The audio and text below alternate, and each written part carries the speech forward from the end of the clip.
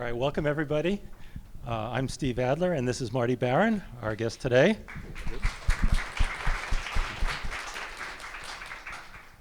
Just a few notes before we get into a conversation. First of all, this is the first event that's hosted by the new NYU Ethics and Journalism Initiative, and so I'm particularly honored that Marty is our first guest. It is on the record. I'm sure Marty wouldn't have it any other way. Marty's a stickler on those things. If you're here, you probably know who Marty is, but I'll just mention he was executive editor of the Washington Post from 2013 to 2021. The Post, under his leadership, as you know, expanded coverage, really reestablished itself as an extraordinarily important player in journalism. He was editor of the Boston Globe before that, and how many people have seen the Spotlight movie? Okay, so this is the real Marty Barron, don't be confused. He's much better looking than Lee Schreiber. No, I saw him. We concluded we're the same person, actually. Okay, so. Yeah. My wife and I just watched it the other night. It was a good movie. And he had top editing positions at the LA Times, the New York Times, and Miami Herald. Everywhere he worked, they did really consequential journalism. We have a few clips to give you a sense of it that you can pick up later. And of course, he's the author of the new book, which is out there, Collision of Power, Trump, Bezos, and the Washington Post. I've read it. I think it's really good. I recommend it if you're a journalist or a journalism student in particular, since that's mostly who's here. As I talked to Marty about earlier, I'd like to frame the conversation really about Marty's take on ethical issues facing journalists and journalism students. Two reasons for that. One is that fits with the mission of our ethics and journalism program. He's been interviewed many, many times about the book. I'm not saying he won't refer to the book, but I really want to focus specifically on ethical questions. And the second reason is that I have lots of friends and former colleagues who have worked with Marty, and they say he's the best editor and the best teacher they've ever had. So I hope we can all get the benefit of Marty's teaching today. So thanks for being here. I want to start with, and by the way, the Q&A can be broader than just ethics and journalism. You can take the Q&A anywhere you want. We're technically going until 2 o'clock. We can stop earlier than that, but I'll probably talk with Marty for maybe 30 to 45 minutes, and then we'll turn it over to the Q&A. So Marty, there are some themes that I'm hearing about a lot in ethics class this year, and I wanted to start with one of them. The whole question of both sidesism or false equivalency is a big issue everybody's dealing with, and I think students are finding it hard to get a sense of when somebody has a really offensive or racist or non-scientific view, how much attention do you give that position? That position may be held by close to half of the country, and how do you weigh just how to do that, how to go about thinking about that? If you're a reporter, what kind of advice would you give about that? Sure. So first of all, thank you for having me, Steve, and thanks to everybody here for coming. And just want you to know that I did not prop this book up. Steve did. So in any event, well, I mean, there are a number of questions, I think, embedded in that. First of all, the idea of balance versus what I call objectivity, or other people use another phrase for that. And I'll talk about that first, and then talk a little bit about the more current situation. So what I call objectivity and balance are not the same thing. All right, so let me just give you an example of that. So I'm probably best known, despite my time at the Washington Post, for my time at the Boston Globe with the Catholic Church investigation. Think back to how that started. So the day before that I started at the Boston Globe. There was a column written by a really excellent columnist by the name of Eileen McNamara. She wrote about this case of a priest who had been accused of abusing as many as 80 kids. The lawyer for the plaintiffs said that the cardinal himself was aware of this abuse, and yet he reassigned this priest from parish to parish without telling anybody. And the church denied that, said it was absolutely untrue. And she said at the bottom of the column, the truth may never be known because the documents, internal documents that might reveal the truth, are under court seal. Well, that's where the paper had left things. Yeah. That was balanced. One side says one thing, the other side says something else. And when I went into my first meeting on the first day, and we went around the room for the morning news meeting, people talked about what they were working on, and nobody mentioned this case. And I asked about this, and the first thing that I said was, What about this case? Can't we get beyond the idea of one side saying one thing and the other side saying something else? The problem there was settling for balance, okay? So I said, can't we get at the truth of the matter? Who's telling the truth here? And but when you go about trying to find the truth in that instance, you do so trying to set aside whatever your preconceptions are. Maybe any preconceptions you have about the church. Maybe you have grievances against the church because of its position on abortion. Maybe you have views that celibacy is responsible for all of this. Maybe you had a bad experience in Catholic Church with the nuns or the priests or whatever it is. Or maybe you're a devout Catholic and you feel the church needs to be defended against assaults, and that for all the good, you need to keep in mind all the good that it's doing, and so it shouldn't be attacked and subverted because of a story like this. All of that is irrelevant. Your views of the church are irrelevant. You go and you say, let's find the evidence and do so in a very open-minded, fair, comprehensive, thorough, rigorous way and find out what the truth is, and set aside all of that stuff. That is what I call objectivity. And then when you find out what you know to be the truth, what the evidence points to, you tell people that in a unflinching, direct way and show people the evidence, and that's what we did. And that is a distinction between balance and objectivity. On the issue of the more current issue of like the portion of the population, look, I mean, I think journalists have an absolute responsibility to get outside of themselves, to get outside of their own ideological bubble. Frequently journalists are talking about people who live in their own bubble, and frequently they're talking about people who are on the right. Well, journalists need to be careful not to live in their own bubble too. The whole idea of reporting is to go talk to other people and see where they are coming from and why are they doing that. And I think it's really important for us to be listeners, to be not just hearing people and not just to be check, I got their comment, what I call checkbox journalism, but to actually hear what they're saying and why they believe what they believe, and also not to stereotype them, not to condescend to them, not to hold them in contempt. I remember very distinctly, and actually reviewed it just before I came here, a piece that was written shortly after Trump was elected that was about, it was written by a Venezuelan economist, Miguel Andres Rendon, who wrote about how the opposition in Venezuela had been so unsuccessful in dealing with Hugo Chavez. And one of the things that he said is show no contempt. Actually get out and talk to people and hear what it is they're saying, understand what their lives are like, why they come to the beliefs that they have, really understand them.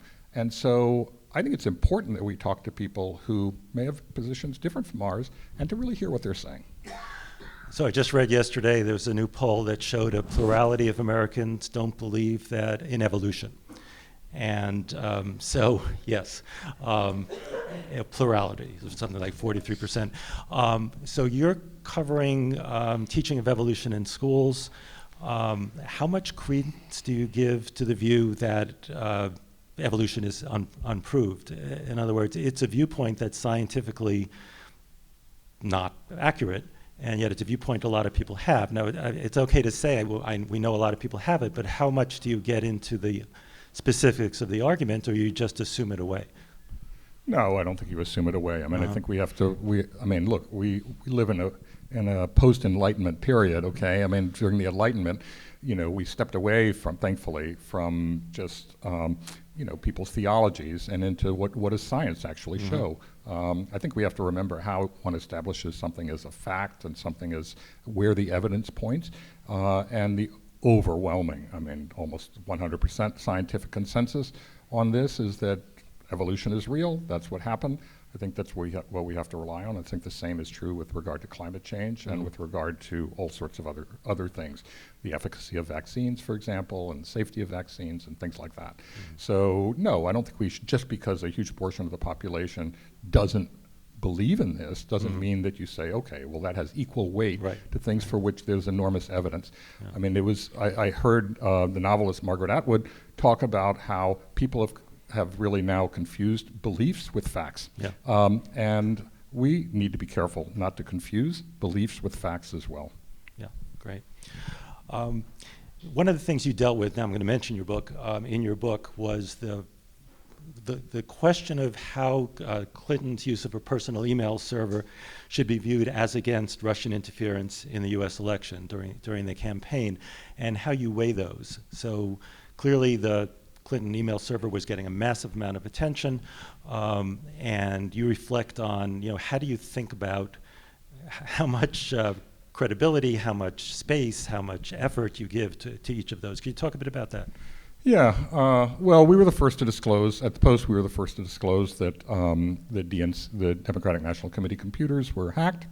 And obviously the contents of Clinton's emails started to emerge. There's a separate Clinton email thing, which is the use of private server to keep her emails, but Right. I'm talking about the emails that were Right, on that were leaked, the that's DNC right. computers. Right, yeah. There are two different email stories here. So with regard to those, I mean, all of the primary focus, we did suggest in that early story that it was likely Russia that had actually hacked these computers.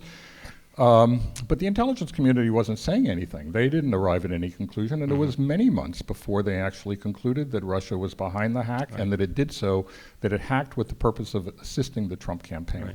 Right. So virtually all of the focus initially was on the contents of those emails, and the Bernie Sanders campaign was very focused on that as well. I think it's important to remind people. And that's because it showed that the DNC, suggested that the DNC was heavily favoring her campaign over his campaign, and that created an enormous amount of controversy. Also, subsequent emails showed the contents of the speeches that she gave to Wall Street, for which she was paid an enormous amount of money for each speech, and in which she said a lot of pretty controversial things, even using the term open borders, which is obviously hugely controversial. So we focused on that, but I think that if I had to do it over again, it's not that we wouldn't report on the contents of those emails, because I think we had an obligation to, and there was real news contained in those emails, but I think we should have given at least equal weight to what was the motive for hacking those emails in the first place, and paid a lot more attention to why would Russia do this, what was the purpose, emphasizing that so that that was not lost in the overall picture of what was going on here. Right, so that's one of the big things journalists do, right, is they decide which thing is more important, which thing deserves more attention, and often that drives the public conversation, probably has an impact on the election. And I think it's interesting what you're saying is in real time, you kind of had more information on the Clinton emails than you had on the origin of the hacks. Yeah, we did, and by the way, Yeah.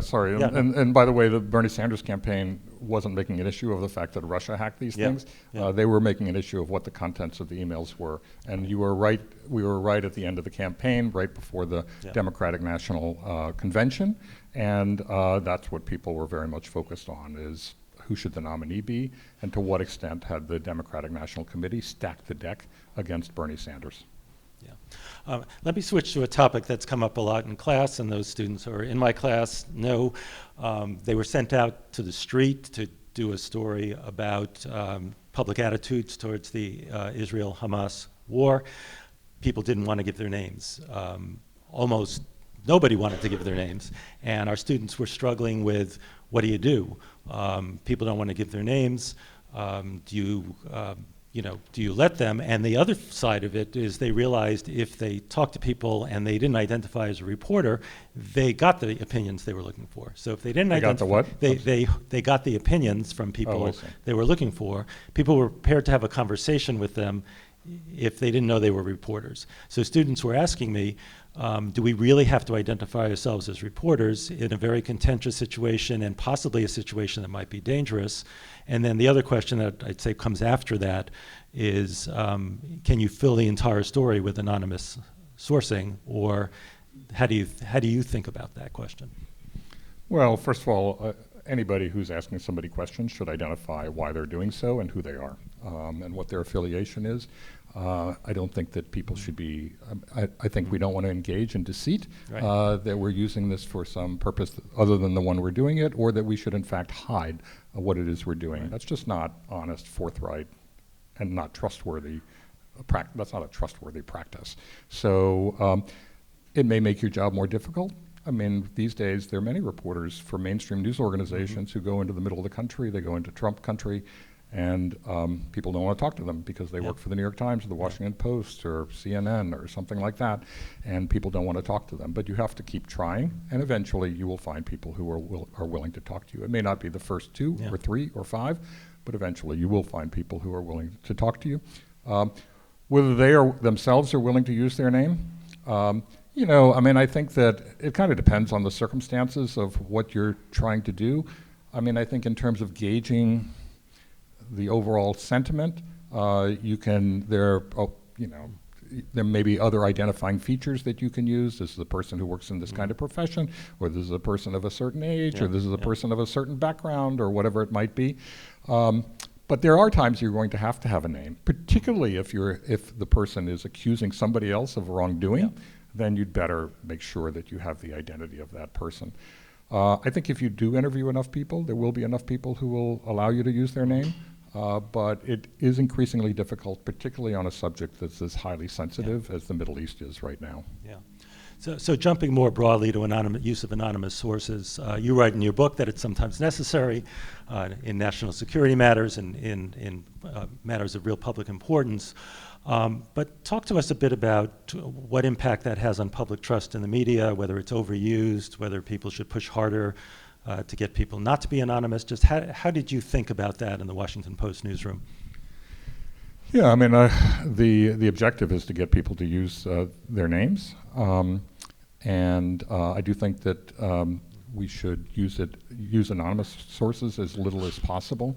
Unfortunately, on the most contentious issues of our time, particularly people who work within an administration, whether it's Republican or Democratic, but particularly during the Trump administration, people who had important information to communicate, particularly regarding wrongdoing or suspected wrongdoing, they were reluctant to do so, in fact unwilling to do so, because the risks were enormous. The risk was that they were going to be fired, they would be prosecuted, they would be harassed, they could be physically threatened, all of that. And that did happen to people whose names did emerge, even when they were responding to legitimate subpoenas to testify before Congress. And then Trump and his allies went after them and made their lives absolutely miserable, and not just miserable, but even dangerous for them and their families.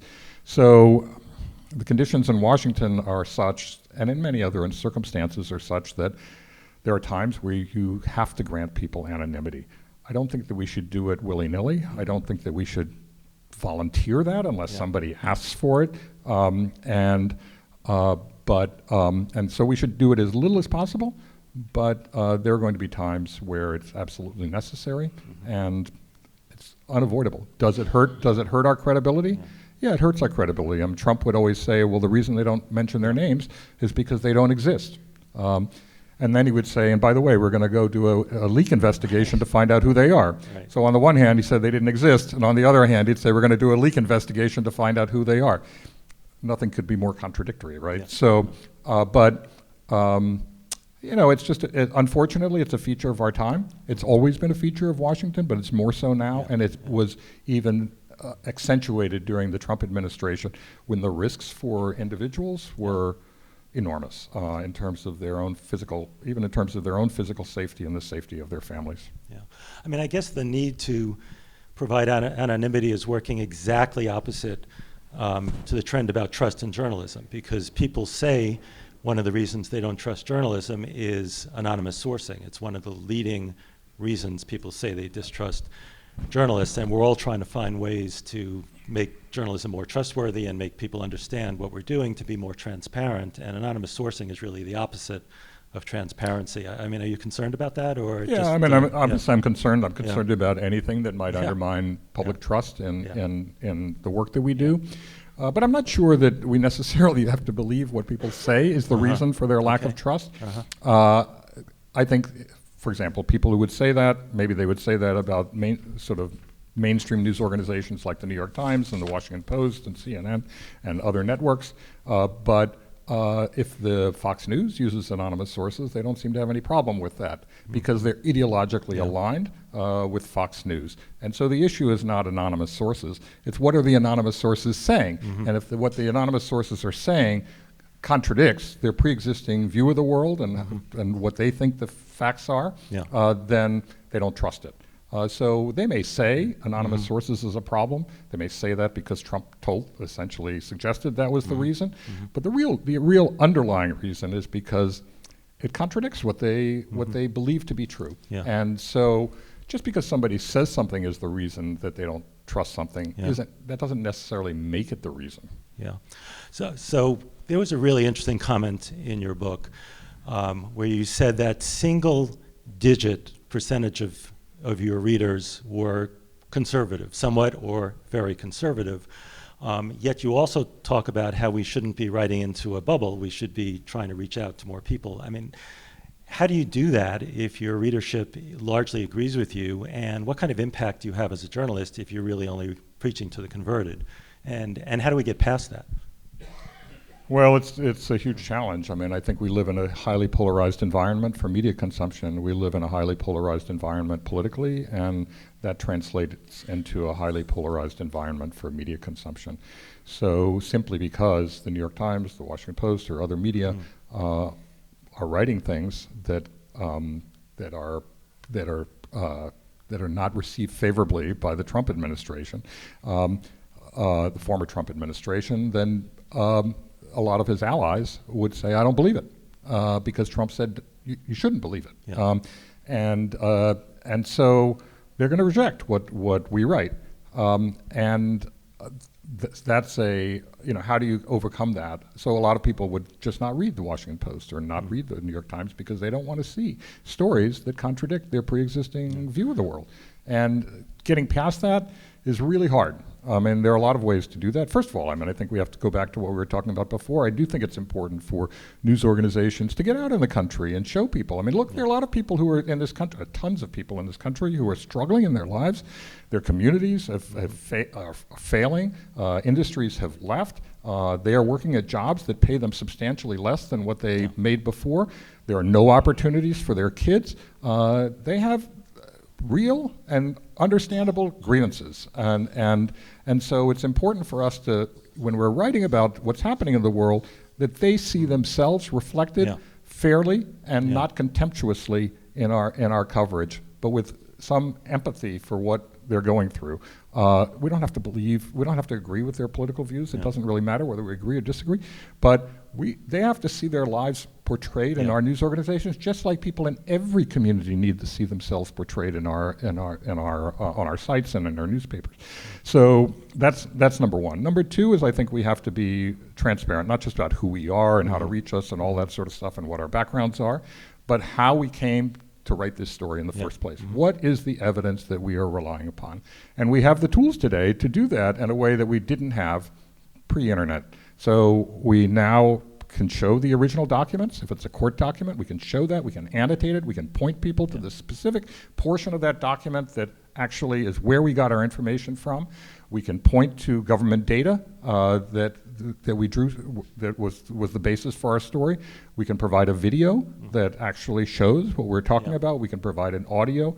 There are many tools that we have today to provide the evidence, and we ought to be doing that in pretty much every story and on almost every fact if we possibly can, because we have to assume that people are not going to believe us. So that means that we have to show them the evidence. And that's something that I think that we ought to be doing as well. Yeah, I mean, papers like the Washington Post, the New York Times are pressured and criticized from the left about, for example, not calling Trump a liar or not calling somebody racist, actually labeling them racist.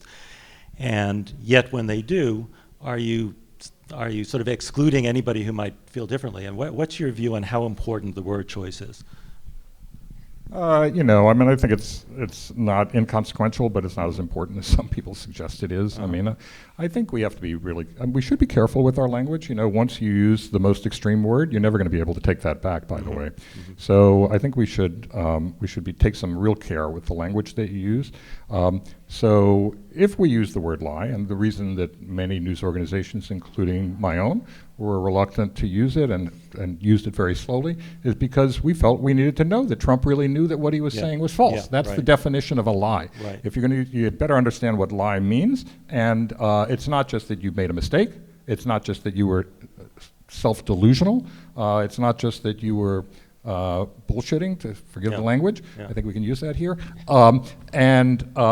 So, you know, with Trump, you didn't really know at the beginning. I mean, in many instances. I mean, in many instances, he was deluding himself. And in many instances, he didn't really give a damn whether what he was saying is true or not. He just made it up at the time. Yeah. He just he didn't have enough. You know, there's as I mentioned in the book, there's a philosophy professor, Harry Frankfurt, who wrote a book called On Bullshit. And what is that? It's just, and he said that, you know, bullshitting was worse than lying, because it showed that you didn't have enough respect for the truth to even care whether what you were saying was true or false. And in many instances, that's Trump. So, and in other instances, he clearly was lying. So, because we could document that he knew that what he was saying was not true. Yeah. And that's when we started to use it, is when we could actually document that. I do think we have to be careful with the language also, because a lot of people are just going to focus on the word and not on the actual facts of the underlying facts. And do we want them to focus on the underlying facts, or do we want them to sort of just focus on whether we use this word or that word? And with regard to Trump, are we going to say this is racist, this is homophobic, this is misogynist, this is, you know, whatever it is, and apply labels to everything he and his allies say? Or are we going to show what is false or misleading about what he's saying? Thank you. So I'm just going to maybe ask 2 or 3 more questions and then open it to the floor. We can take a lot of time on Q&A. You can ask on broader topics than ethics, and I'm sure Marty will be happy to address them. Marty, I wanted to ask you, you've had a long and very successful career, something like over 40 years doing this at a very high level. 45, yeah. 45. Have you changed your mind about anything important about how one should practice journalism, about doing journalism ethically, about anything since you started out that makes you think that we should be doing things somewhat differently than you had previously thought we should? Not really about the content of the work and how we go about our work, except that the way that we disseminate that work and the way we write it and the story structures. Yeah. I mean, I think that the changing technology means that we have to adapt to how people adapt to how people want to receive information, and we have to adapt to that and embrace it, actually. Mm-hmm. So obviously people prefer to receive information on mobile devices, and so we have to recognize that that is how we should deliver it, and story formats are going to change as a result of that. And so I think we have to embrace the change and not shy away from it at all. But in terms of the values that we have, I can't say that it's changed much. I think we should hold on to those values, and I think that they are, you know, at a time where people like Trump and others are basically violating all norms of civic discourse. I think we have to be careful not to abandon our own standards. I think that contributes to a very, if you're worried about Trump eroding democracy by violating all norms of civic discourse, we should also be worried about journalists deciding to abandon all standards that we've had, because it just contributes to the elimination of any standards in our society. Yeah. So let me just go to one issue, which is empathy. So when I started, which was the same time you started, and I started in Tampa, which was your hometown, we were not trained or taught anything about empathy. The idea was to go out and get the story. And thinking of your sources and the people you write about as part of your constituency, as part of your community, really wasn't there. And it really wasn't true in my first jobs in New York as well. And over time, that seemed to be something that I came to think was more important. And I was interested to see in your book that you do a whole thing on empathy. You basically say we should, in fact, care about the people. They're real people, even if we disagree with them. So is that something that's changed, or have you always been more empathetic than I was?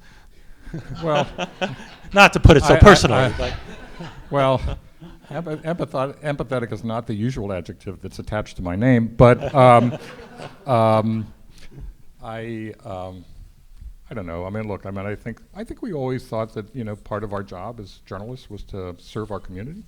So the question is, how do you serve your community? And one thing is to understand them and who they are and Yeah. what motivates them and what their worries are and what their expectations are and what their aspirations are. And I think that's really important, regardless of what their political views are. And so, I mean, that's empathy. I think being empathetic is different from being an advocate. I think we really, the whole idea is to, as I said before, it's not my original phrase, it's from Krista Tippett, who talked about listening generously, and that we should listen generously to what people have to say and hear what it is, what is motivating them to say this, what is it about their lives, why do they feel this way, et cetera, and really understand who they are. And so I do think that that's our obligation. So, and I think it always has been, and I think it's, understanding is part of our job. And we need to know to ask the right questions. We need to listen to people closely and carefully and empathetically. Yeah. I guess I was thinking more of impact on the sources. I think we were not thinking enough about what happens after you do the story. Does somebody get arrested at the extreme? Does somebody get killed? But also, how is their community going to respond? How's their family going to respond? And it's something that we were not trained to think about. And I was just wondering if you talk to people about that now in your newsrooms. Yeah, I mean, it comes up a lot more often now because there seem to be more severe consequences for people simply for expressing a point of view. So I do think we need to think about it. I'm not sure it should always be the governing factor in deciding what to do. I remember quite vividly one of the most difficult decisions I had to make was when I was in Boston, and this mobster who had been on the run for, I think it was 17 years, something like that, Whitey Bulger, was caught, and there was a real question as to whether the FBI knew where he was and whether they were, not really looking for him because he could expose all sorts of scandals in what had been a very corrupt FBI office. But we did learn, so the FBI said at the time that the source who pointed them to Whitey Bulger he was found in Santa Monica, California, and they said the source was in Iceland. And they're like, really? Iceland? And well, we found the source. We found the source, and the question was, would we name her? Right. She didn't want to be named. She didn't want to be given an interview or any of that. And she had been an actress on Remington Steele back in the old days, and the TV show, and we decided to name her because we thought the story wouldn't have any credibility unless we did so. But people would say, well, yeah, you say you know who this is, but what's the evidence that you actually do know who she is? And we were warned against that by the U.S. Attorney's Office, all of that. But we did a lot of research. All the indications we had is that Whitey Bulger and his longtime woman friend already knew who this individual was, so it wasn't going to be a surprise to them. There were enough signals as to who this person might be, and so we did decide to name her. But it was something I really thought a lot about, because you do not want to publish something and then see somebody really injured. By the way, at that time, Whitey Bulger no longer had a criminal organization that was working on his behalf, and many former associates had already written books about his organization, and nothing happened to them. So, but did I think a lot about it? I thought a lot about it, and thankfully nothing happened. So. So last question from me, and then we'll have microphones available to come around. I'm not sure where they are, but 1 second.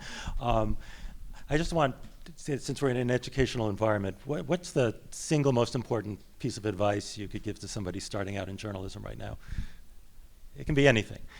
Oh, God. Single most important piece of advice. Oh, well, I always say, here's so people who applied to the Post, they would ask me, what do I need to do to succeed? What are you looking for? And I would always say, I am more impressed with people I want people who are more impressed with what they don't know than with what they know or think they know. And that's what I think we need in our profession, is people who are more impressed with what they don't know rather than thinking they know it all Yeah. at the beginning. Yeah. Because we need to ask the right questions. Asking the right questions is hard enough. Yeah. I mean, we are often looking at the world through a keyhole. We don't see everything. Sometimes we see a little bit more. Maybe Yeah. the door opens and we see it through a crack in the door, so we see a bit more, and then it opens a little wider, and you have to keep working at that. Yeah. But you cannot assume that you have all the answers at the beginning. In fact, you may not even know all the questions Yeah. to ask. Yeah. And so I would like people in our profession to be more impressed with what they don't know than with what they know or Yeah. think they know. Yeah, great. Well, I have tons more questions, but the audience questions will be better, so we want to turn it over. Do we have microphones? Yes. So there's a microphone here, so we'll pass it around. Just raise your hand, and we'll get the microphone to you.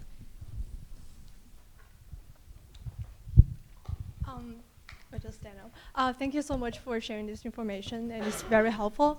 My question is about the relationship between the journalist and the source. So I study documentary, so I think there's a complicated relationship between the documentary filmmaker, like the journalist, and also the subject. I don't know if we should, because sometimes we need to gain their trust, kind of like maintain a friendly relationship. We can be friends, but on the other hand, we have to be detached from the story. And also, so I don't know, do you have any suggestions to how to handle the relationship between the journalist and the source and the subject? Yeah. Yeah, well, there's a difference between being friendly and being friends, okay? So I think you should be friendly. I don't think you should really be friends. You have to maintain your independence as a journalist. I mean, there's a lot of different kinds of journalism. There's advocacy journalism. There's other kinds of journalism. I was never an advocacy journalist. That's always been part of the history of the United States. And if people want to be that, fine. That's not what I was. That's not the organizations that I worked for. But it's always existed in the United States, going back to the original pamphleteers here in the United States. Go look at Samuel Adams. There's a great biography of Samuel Adams, by the way, by the Pulitzer Prize winning Stacy Schiff. And I was on a panel with her, and he was the ultimate propagandist. I mean, fake news all around, but all for a good cause, which is American independence. But a lot of it just wasn't true. So in any event, I think you need to maintain your independence. If you're going to do, if the objective is really to get at the truth, then you can't necessarily be an ally. Ultimately, your work may indicate that somebody's telling the truth and somebody's not telling the truth. Somebody's being honest or more honest than somebody else. Maybe honest about some things and not so honest about other things, which is sometimes the case. It's like these people are not 100% honest. They're 92% honest, and there's these 8% where they're not really being forthright. So it's really important that you maintain your independence. Look, I mean, it's interesting. I mean, even in the Spotlight movie, you may recall that at some point in the movie, and there's a bit of creative license here, but it's true that at some point earlier, I mean, the people who were doing that movie, the screenwriters, they discovered that they were talking to one of the lawyers who represented the plaintiffs and settled with the church over and over again. And he said, look, I told the Boston Globe about this stuff, and they put it in a little story, buried it in the Metro section. And they were like, really? So they went back to the files of the Boston Globe, and they found the story. And sure enough, there it was. And so they had to confront the people we were being portrayed in the movie. Thankfully, I wasn't there at the time at the Boston Globe, but they had to confront the people, and they were friendly with the people they were working with and on the movie. But they had to reflect that in the movie. The honest thing was to reflect that in the movie, that the Boston Globe could have pursued that story much earlier, that it had evidence that there was extensive wrongdoing in the church and that it was being covered up. And they didn't. So they did the honest thing and they incorporated that into the movie. So in a way, when you're working on a documentary or on a story of a different type, then you need to be open to contradictory evidence and be honest about it with the public. Somebody else? Hi, thanks for being here today, both of you. So I wanted to ask, with everything that's happening between Israel and Hamas, but then also we've got Afghanistan a slew of other places across the world. We've established that as journalists, we have an obligation and the privilege to cover both sides fairly. That can often mean that covering one side fairly is much more dangerous than covering the other side. As an editor, how do you decide how far you're willing to let your journalists go in order to meet that obligation? That's a really hard one. I mean, you have to protect the safety of your journalists. Nobody's doing anybody any good if the journalist gets killed. And you're not doing a service to the journalist, you're not doing a service to the public. So, you know, the first obligation when you're sending journalists into conflict zones is to make sure that they are safe, that they are not killed, they're not injured, and so that they, well, so they can stay alive, so they can be with their families, so they can continue to do their work. That does make it very hard in certain areas because the risks are enormous. So, you know, you work as best you can with workarounds. You have, I mean, for example, in Gaza, they're freelancers, but they too may not be working with complete independence, and they too might be working under some considerable pressure. So you need to keep that in mind, and again, tell the readers, well, what you know and what you don't know, what you can verify and what you can't verify, what is the source of the information, and to what extent is it reliable.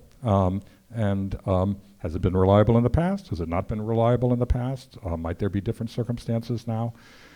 Just try to be as forthright as you can about that. In a story like this one, you can pretty much be sure that nobody will be satisfied with what it is you do. But that's probably the best you can do. But certainly, you need to make sure that the journalists who are covering a story like that or other, whether it's Ukraine or whether it was Afghanistan or Iraq or all sorts of Libya or all sorts of other places, you need to ensure the safety of your journalists. Okay, just pass it right next to you, Kevin. Hey, Mark. Do you have thoughts about the place of artificial?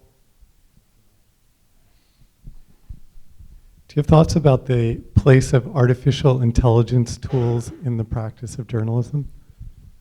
Some, you know, it's emerging, and you know, I'm actually advising a company that wants to get into the business, sort of off and on advice. I think they have the right motives and all of that, and they want to do the right thing.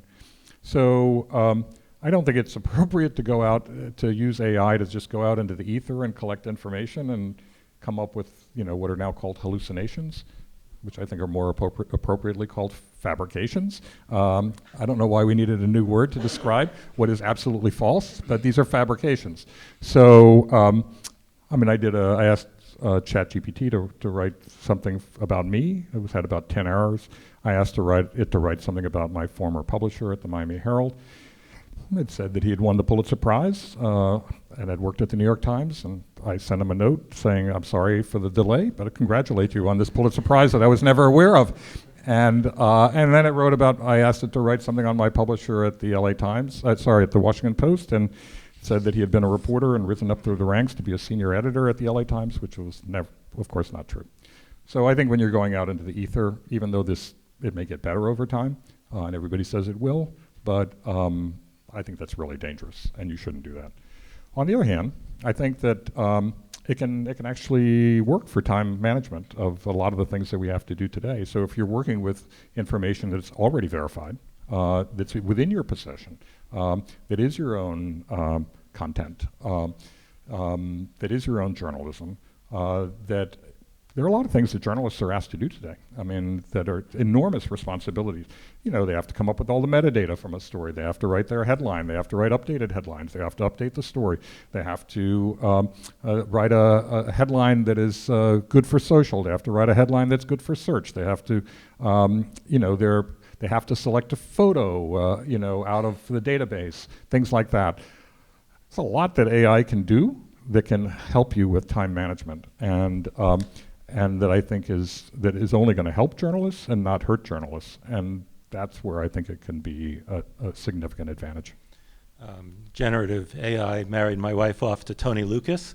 I think it was Anthony Lewis. Yeah, so not true. So it does give you some degree of suspicion. Next, Anthony Tony Lewis. Lewis? It was Tony Lewis, right? Yeah, well, I know his widow. Right. No, I know she's not married. She wasn't Right, married. right, to him, Yeah. I'm confident. Yeah. Yeah, I was there. You were there, yeah. Yeah. Go ahead. Okay, thank you very much for being here today. Okay, cool. I'm a journalism and politics student here at NYU, and so I'd like to ask a question about covering Trump. So Trump was he was a very different president in a number of ways, but I feel like the media just as an industry covered him as they would any other politician, and so that normalized his rhetoric and what I believe is a very detrimental effect to our civic discourse. And so I'd like to know, what do you think about like the short-term standard of like objectivity, where that causes a lot of long-term damage with how we view these people, considering like, let me rephrase that, like, where does like needing to fit the standard of objectivity in the short term meet the long-term damage of normalizing someone like Trump? That's a hard question. I mean, I think, as I said before, I think we need to understand what objectivity is and what it isn't. It's not false equivalence. It's not neutrality. It's not false balance. It's not any of that. It's basically saying you're open-minded, you're fair, you're rigorous, you're thorough, you're comprehensive, you're evidence-based, and you go out and you don't presume that you have the answer before you started the reporting. The objective is to go actually find the answer. In the same way that we talk about objective reality, then we can talk about objective reporting. If we want objective judges, which we seem to, people who are not informed by their pre-existing prejudices. If we want objective cops who are doing investigations, that sort of thing, or doctors who are making diagnoses of people, that's what I would expect for a journalist. I don't know that we treated Trump, it seems to me that we treated Trump, I don't even know what normalizing means anymore, to tell you the truth. Normalizing meaning we actually reported on what he said, and that we dug into what it actually meant and who it could have an impact on. So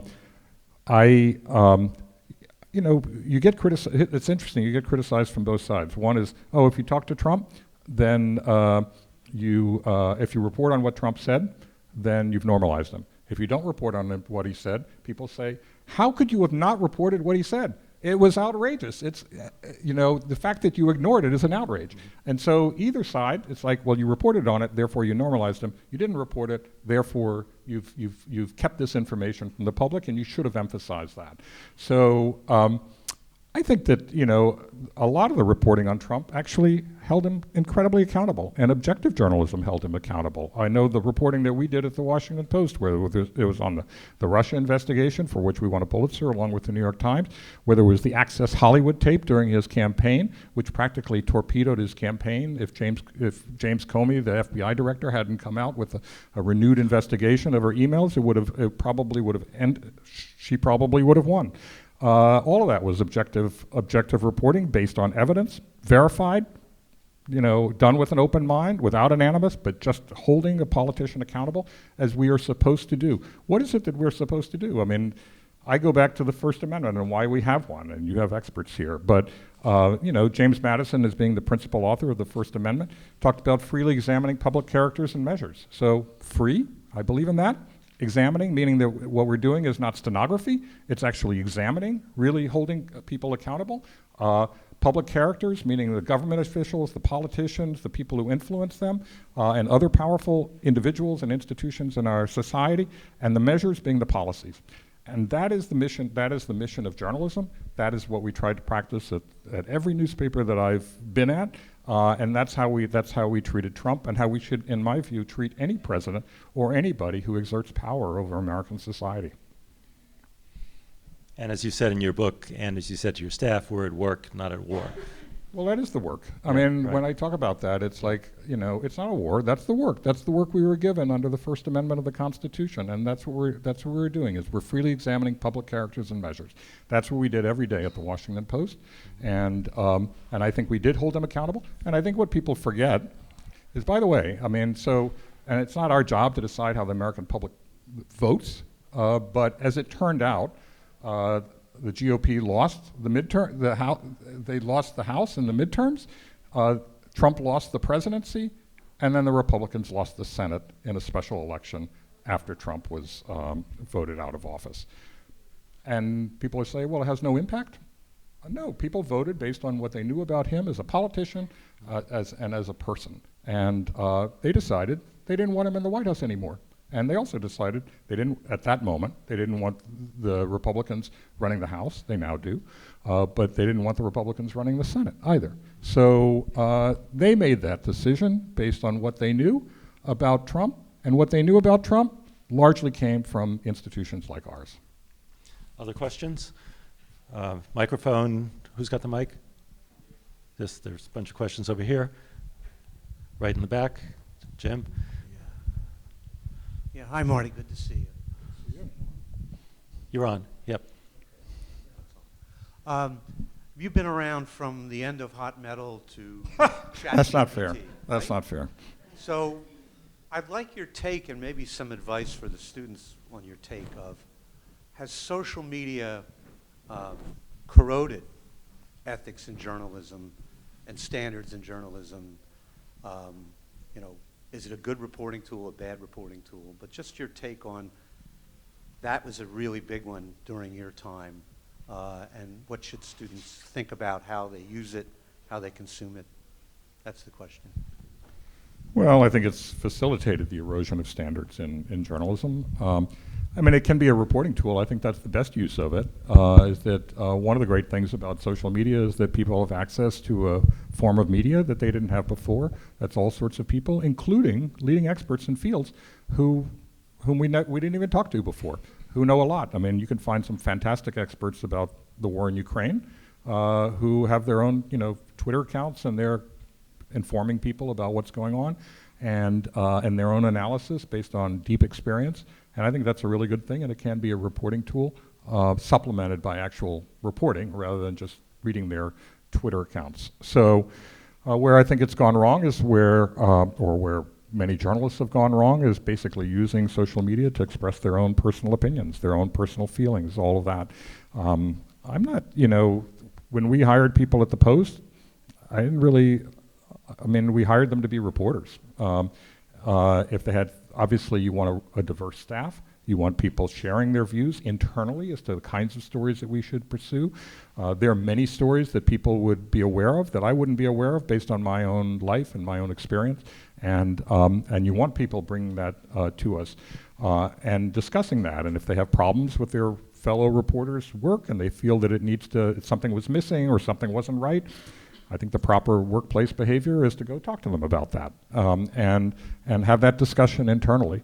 But I don't think it's helpful for people to be just expressing their views on whatever they want, whenever they want, however they want on social media.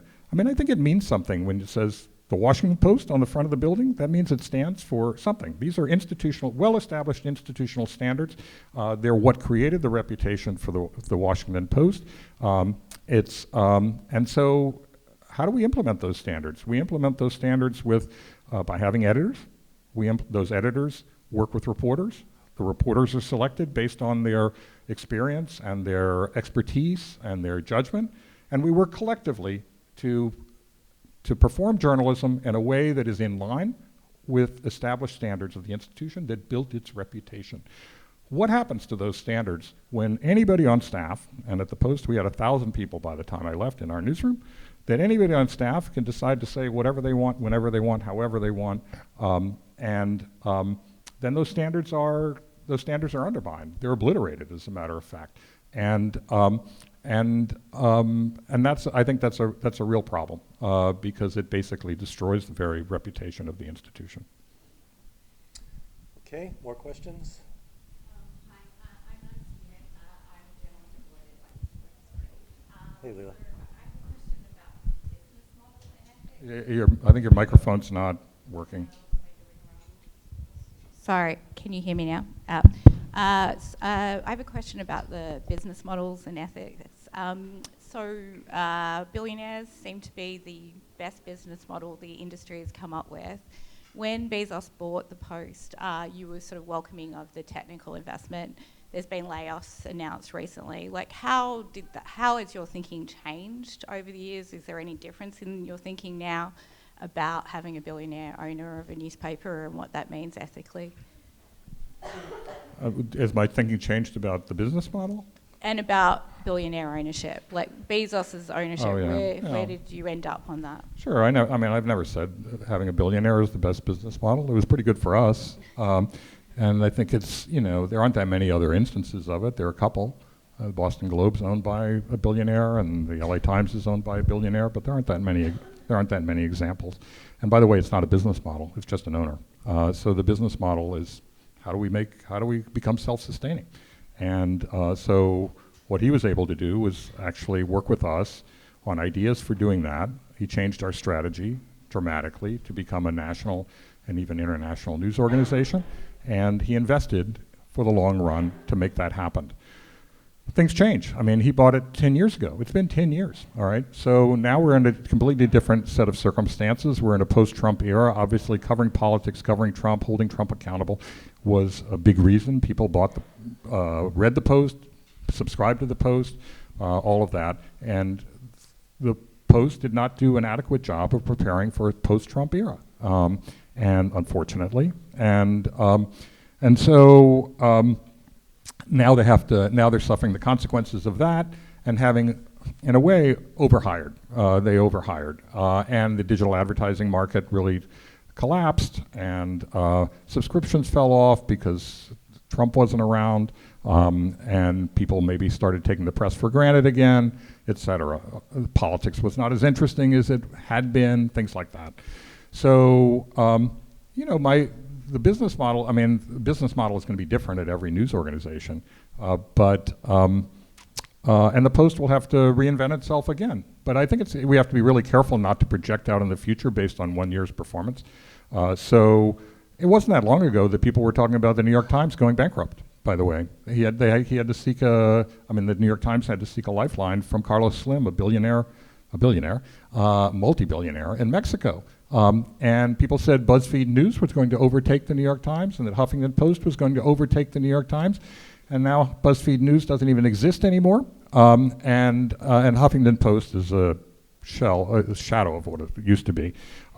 People said the Washington Post was, before I got there, it was sliding into irrelevance and oblivion and all of that. And it turned itself around and had 6 straight years of profitability. And now it's going to have to reinvent itself. I think we have to get used in this business, we have to get used to the idea that things are just going to change. It's a highly disruptive business. It's like any other business. It used to be in our business, we were monopolies. I mean, for all our press is concerned about monopolies and tech and what have you, we were monopolies or oligopolies in our business. There were 1 or 2 newspapers in pretty much every town. There were only 3 national news networks. There were 2 national magazines, weekly magazines, Time and Newsweek. That's it. And we enjoyed the benefits of that. Profits that were 40%, 50% every single year. And I never heard a single person in journalism complaining about the monopolies and oligopolies in their own business. It's really remarkable. So, but now we're not. And it's a highly competitive environment. The market changes. We're much more like tech businesses than we ever were before. And so we should just get used to the idea that there is going to be constant disruption. There will be constant reinvention. We will have to adapt to that, embrace that, and not not present ourselves, as I've said before, as the damsel in distress and just somebody's got to come, please, we're doing God's work, come to our rescue, whoever that might be. So we need to figure out our own business models, and they will be different for different news organizations. I think maybe 2 more questions, and then we'll wrap. Go ahead. My question is, in the last few years, I think it's become more common to report on mass shootings, unfortunately, and it almost seems like there's a playbook now. For new reporters, is there any advice you might have on how to cover these, or what you would like to see more of when reporters are covering a mass shooting? Unfortunately, it's a regular occurrence. It's really horrible that in our society this is a regular feature of our society today. And unfortunately, certainly news organizations have gotten accustomed to reporting on this, because it happens so regularly. It's like the police beat used to be. I don't know that there's something about the coverage that I would like to see that I haven't seen before. I mean, I think that we're doing a really good job of humanizing the people who are killed. In almost every instance, there are profiles of the people of whatever age who are being killed, some of them incredibly young, and that's really important. We're not glorifying in any way, I don't believe, the suspects in these instances, and although I do think we have an obligation to tell people who they are and what might have motivated them so that we can do something about this stuff as a society, if we as a society choose to do something someday. I do think it's important that we look at sort of the source of the weaponry that's being used and how it was obtained, whether it was obtained legally or under what circumstances it was obtained. And so I mean, my feeling is that the coverage is pretty, is good. It's unfortunately, it's just too common. I wish you were I wish we didn't have to cover it so often. But there's nothing really about the coverage that I think stands out as something that needs to be addressed. All right, who wants the last question? Hey. Okay. Yeah, you need a mic though. I thought. Sure. Oh, did we have somebody? We'll take one more if somebody was about to speak. Hi. Excuse me. I'm not a student. I'm his wife. And a fine novelist in her own right, Lisa Grunwald. I'm not once married to Tony Lewis, so there you go. Okay. Never. My question is just a personal one. I'm curious to know what you read, where you get your information, and when you start your day, what's the first thing that you turn to for the news? Also, relatedly, if it's important, as I believe too that it is, that we listen to everyone, are some of your news sources from other places? I read the Washington Post, the New York Times, the Wall Street Journal. I read, I get Business Insider. I'm subscribed to the LA Times, the Boston Globe, the Berkshire Eagle. I live in Western Massachusetts, so it's my local newspaper. I get the Atlantic, I get the New Yorker, things like that. So I recommend Reuters, by the way. Newsletters like, well, sometimes Reuters appears in those news organizations, by the way. So in any event, I read pretty widely. I read opinion columnists who come from a variety of different points of view. So I see that, and that's pretty much my daily news diet. So that's what I read. But I do read a wide range of opinion. Okay, we have a clamor for a couple more questions, so go ahead, and we'll get to Gerson. Go ahead. Hey, thank you for being here. Can you talk about how specifically Bezos is involved with the strategy of the paper? And also, how do you maintain editorial integrity around issues pertaining him or any news items pertaining him? I highly recommend a book. It's called Collision of Power. I talk about that quite a bit. In any event, he didn't get involved in the content of our journalism. He didn't suggest a story, he didn't suppress a story, he didn't critique a story, he didn't do anything like that. So he was involved in shaping our strategy for turnaround. We went from being a regional news organization whose motto was for and about Washington to being a national and international news organization. And he said we had a real opportunity there because we were based in the nation's capital. We had the name the Washington Post that could be leveraged to a national level. And by the way, we had a history and a heritage going back particularly to Watergate, such that millions of people around this country were familiar with the Washington Post and had an image of the Washington Post. It had a national identity, an international identity, even though that people had never read it before. And now we didn't have to deliver a physical newspaper anymore. So the cost of acquiring an additional reader or subscriber was essentially zero. And that was the gift of the internet, and that we should take the gift of the internet. And then all of what we were doing was sort of focused around the tactics of implementing that strategy, and that's where he was focused, the technology, the marketing, the pricing, all of that.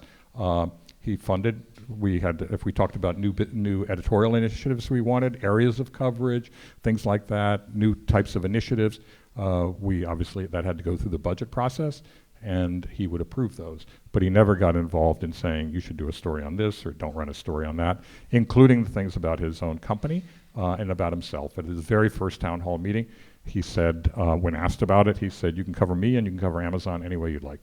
And he reiterated that to me on many occasions. And he never violated that whatsoever. He never intervened, including when we were writing about his divorce and his affair and all of that. So he gave us our journalistic independence, absolutely, completely, and showed a lot of integrity in that regard. Okay, we had one question at the back, and then I'll take Gerson, and then that's absolutely it. Oh, okay, thanks. Gerson, you're the last question. Well, it's actually a comment, two things. Your answer in 2016, you presented an investigative reporters and editor panel about the question about Trump, and what your answer was he's dominating the dialogue. We have to cover him. We have to cover him objectively. I'm sitting with somebody that both of you know. I won't say his name. The Washington Post reporter, and somebody else. And the other person looked and he said, and I'll clean this up. And he said, "Boy, did he screw with the wrong editor." Oh, good. Doesn't sound like a question. I was a little worried about where that question was going, but now I feel good about it. That. Okay. Okay, so I'm going to ask a final question. So we haven't mentioned democracy dies in darkness yet. If democracy dies in darkness, do you think we're going to be able to preserve the democracy in this country? Do we become, I'm tempted to say Orban's Turkey, but I will say Orban's Hungary. If you're reading the news, you'll get the reference. Do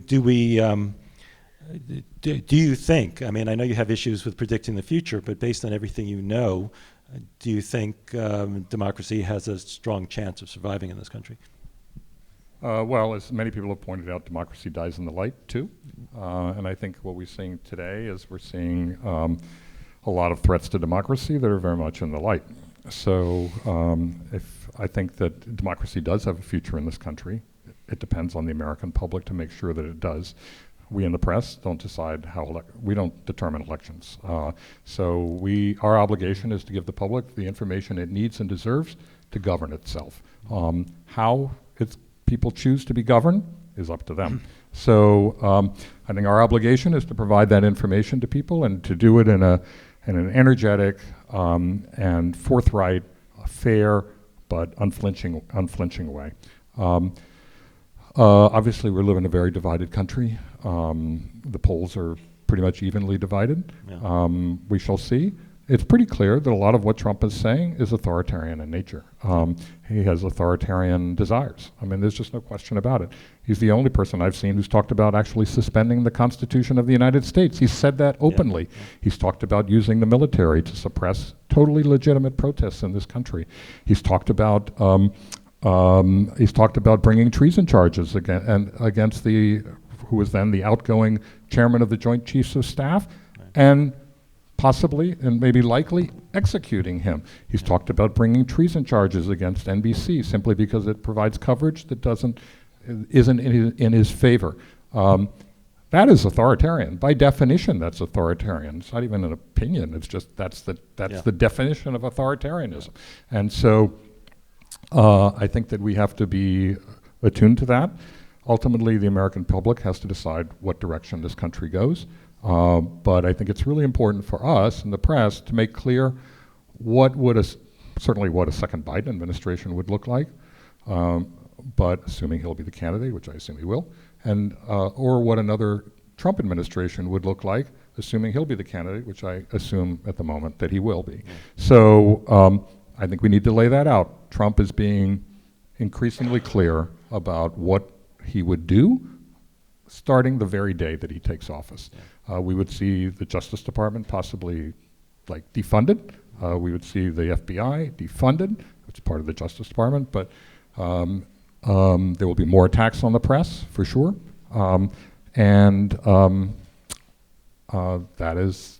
That's authoritarian. So But does democracy have a future? Yes. Who does it depend on? It depends on the American public.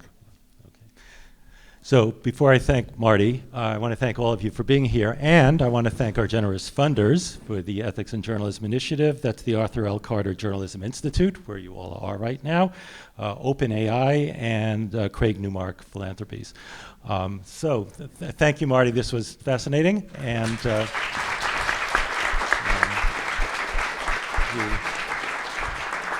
you just gave me more reasons to wish I'd ever had a chance to work with you, which I really would have liked to have done, but that's one career regret after 40 years. So thank you so much. Thank you. Thank you all. Thank you.